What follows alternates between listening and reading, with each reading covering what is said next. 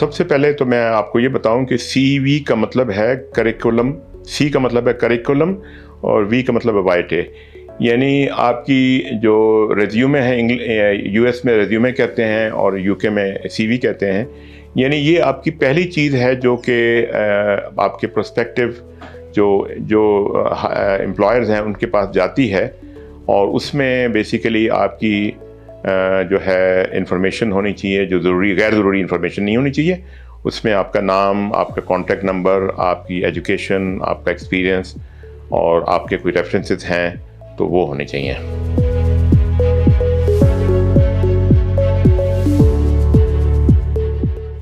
CV में कोई गैर ज़रूरी चीज़ नहीं लिखनी चाहिए हमें, और ख़ास तौर पे मैं टारगेट कर रहा हूँ उन बच्चों और बच्चियों को जो यंगस्टर्स हैं, हमारे बेटे बेटियाँ हैं जो कि यूनिवर्सिटी से ग्रेजुएट होते हैं और बेसिकली उनके पास कोई एक्सपीरियंस नहीं है और वो एक एंट्री लेवल जॉब ढूंढ रही हैं। तो उसमें उनके पास एक्सपीरियंस देने के लिए तो कुछ भी नहीं है, और बदकिस्मती भी पाकिस्तान में एक एंट्री लेवल की जॉब्स हैं लेकिन कम है और लोगों को इनकी अवेयरनेस नहीं है, हमारे जो एम्प्लॉयर्स हैं। और इसमें जो है जो हमारे जो यंगस्टर्स हैं, हमारे बच्चे या बच्चियां हैं, बेटे या बेटियां हैं हमारी, उनको ये चाहिए कि वो अपना जो उन्होंने ग्रेजुएशन की है या किसी ने यानी इंजीनियरिंग में डिग्री की है या किसी हमारी बच्ची ने आर्किटेक्चर में बैचलर्स किया है, तो उनको चाहिए कि उसका अपना जो प्रोजेक्ट के बारे में थीसिस है उसके बारे में लिखें।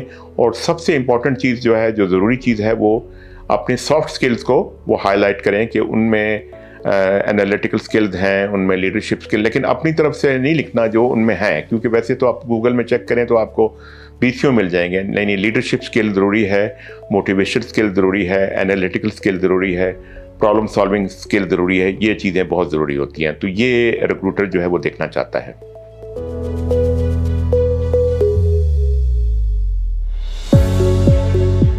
रिक्रूटर्स जो हैं, ये बाज़ दफ़ा ऐसा होता है कि यानी कंपनी डायरेक्टली रिक्रूट करती हैं और बाज़ दफ़ा वो एक किसी एजेंसी या प्लेसमेंट एजेंसी के थ्रू करती हैं। उसमें दोनों चीज़ों में ये होता है कि आप कि जो जॉब है बेसिकली उसमें क्या स्किल्स रिक्वायर्ड हैं, वो आपके जो स्किल्स को ना जो वो एडवर्टाइज़ करते हैं पेपर्स में या डिजिटल मीडिया में, उसको बेसिकली उन्होंने मैच करना होता है। और आपकी क्वालिफ़िकेशंस को भी देखना होता है कि अगर ये मैकेनिकल इंजीनियरिंग की जॉब है तो उसमें सिविल इंजीनियर जो है वो मिसफिट होगा, आर्किटेक्चरल इंजीनियर मिसफिट होगा।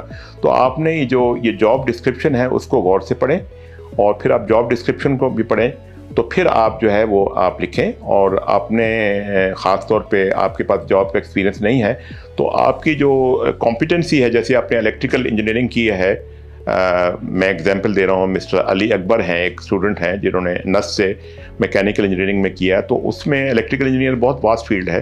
तो अब ये हाई वोल्टेज में उनकी जो स्पेशलिटी है या उनकी स्ट्रेंथ है, हाई वोल्टेज में है, मीडियम में है या लो वोल्टेज में है, तो वो ख़ास तौर पे लिखें। अगर लो वोल्टेज में है, इस तरह की जॉब बहुत ज़्यादा है, तो उसको हाईलाइट करें।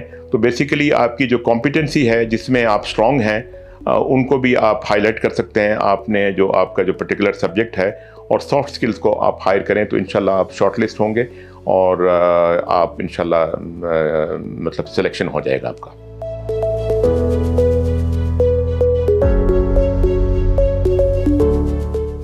देखिए, कम्युनिकेशन बहुत ज़रूरी है। जब आप इंटरव्यू के लिए आप जाएं, जब आपको कॉल आ जाए तो सबसे पहले तो आप जो भी ऑर्गेनाइजेशन है XYZ, मैं नाम नहीं लेता, कोई भी है ABC XYZ, उसकी वेबसाइट पे जाएं और उसका देखें कि उसका कितनी उसके ऑफिसेज हैं, उनका हेड ऑफिस कहाँ है, उनका क्या, उनके मिशन स्टेटमेंट क्या हैं, उनकी जो भी रेलिवेंट इंफॉर्मेशन है वो पूरी तरह पढ़ के जाएं।